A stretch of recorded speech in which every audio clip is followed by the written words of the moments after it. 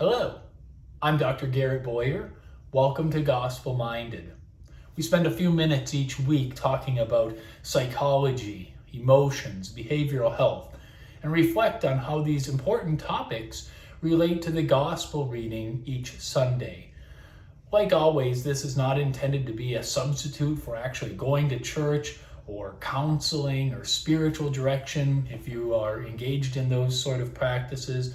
But we know so well that our psychology, our mind, and our spiritual life so often go hand in hand. And so it's great that we can spend time together doing this. One housekeeping thing I would like to bring up before we dive into it today. I did some research over the course of this past week. I would like to see this apostolate, if you will, expand and grow a little bit. And one of the things that you can do to help me is simply click like and subscribe to these videos.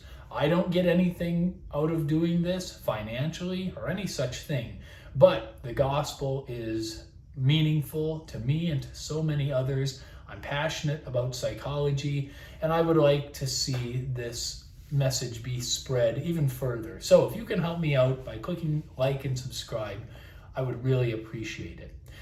Well, here we are, the fourth Sunday of Easter. A lot of times this is called Good Shepherd Sunday because the gospel comes from St. John. It's the 10th chapter, and it is this Good Shepherd narrative. Now, interesting, some of the earliest depictions of Jesus found in the catacombs of Rome depict him as a shepherd. So early in Christianity, the people who are taking in this gospel message are identifying with the Lord as being the good shepherd, and we can take his word for it too. So here's what the gospel says from today, at least part of it. It's from John chapter 10, and it starts with verse 11. It says this: I am the good shepherd. The good shepherd lays down his life for the sheep.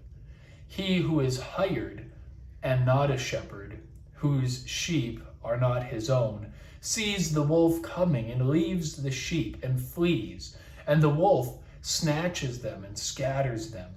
He flees because he is hired and cares nothing for the sheep.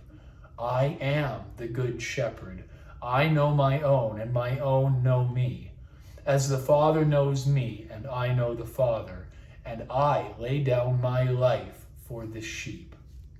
And it goes on, but so meaningful, so profound, this image that Jesus leaves us as the good shepherd. You know, if you've ever been in a position in your life where you have had to have responsibility for others, it's a real game changer, isn't it? And it can look a lot of different ways. Think about my own life, and I'm sure so many of you can identify. When you become a parent, you're responsible for everything about this small child.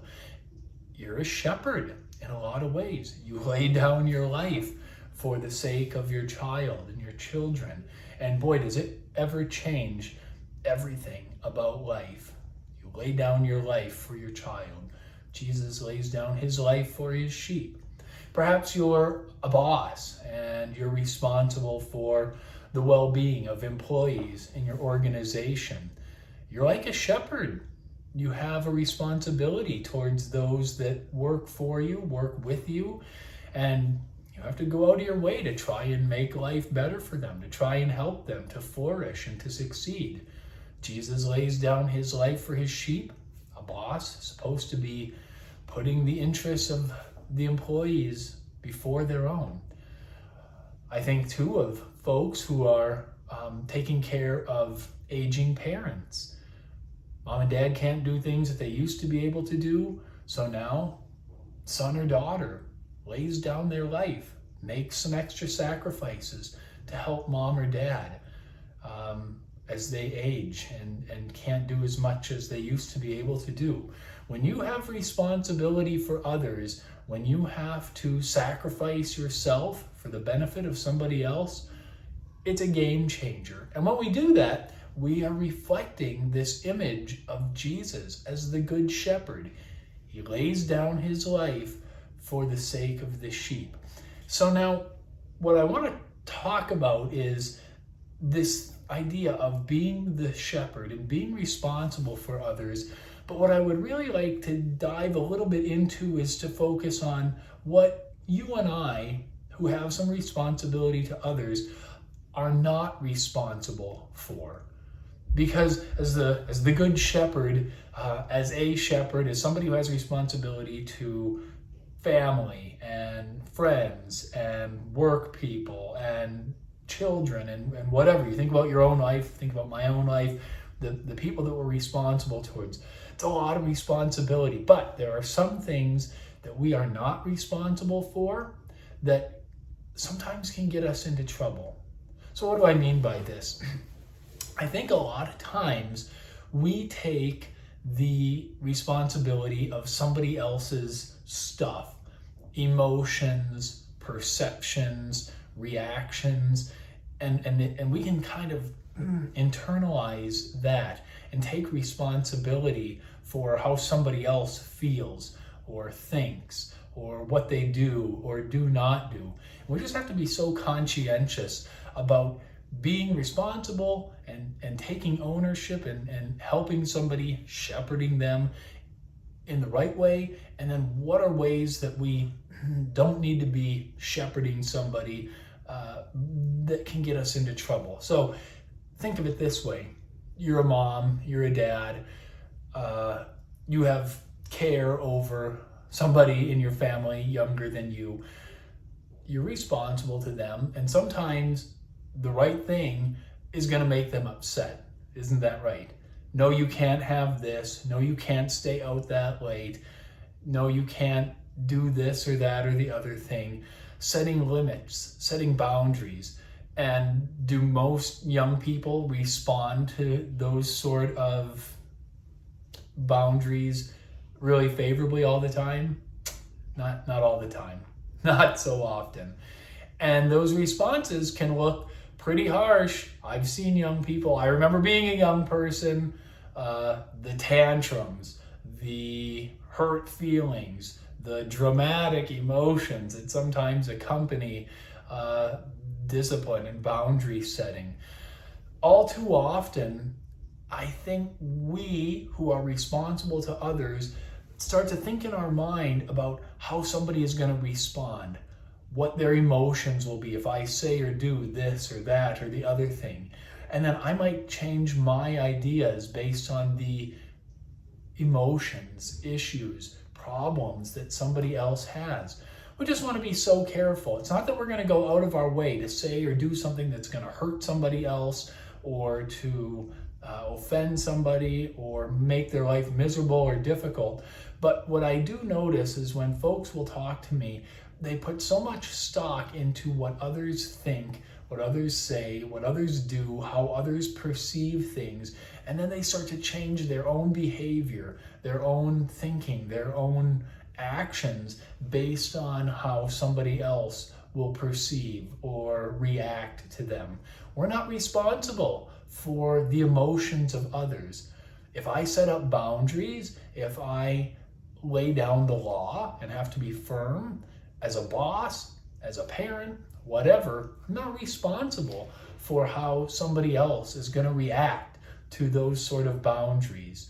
And it can be a big pill to swallow. It can be really challenging, especially when there's that pushback, when there is the upset, all of this kind of stuff that can accompany these uncomfortable situations. The Good Shepherd, you might say, really tries to form an environment where the sheep can be truly free.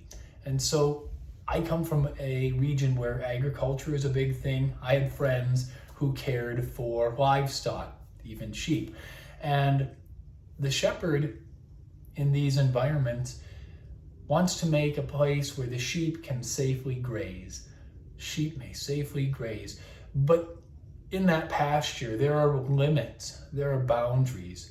If there aren't, the sheep get lost. So the Good Shepherd really is trying to foster a way for somebody to experience the most security, the most freedom, but that's got limits and boundaries, because we need those to really flourish, to really truly be free, to really grow.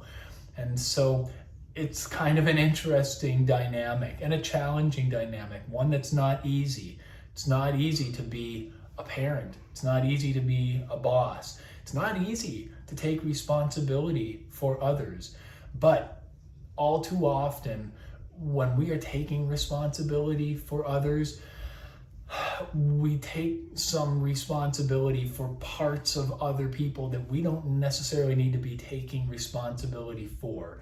Those unhelpful reactions, those big emotions, the perceptions and responses of others. So it's something that's worthwhile thinking about and considering.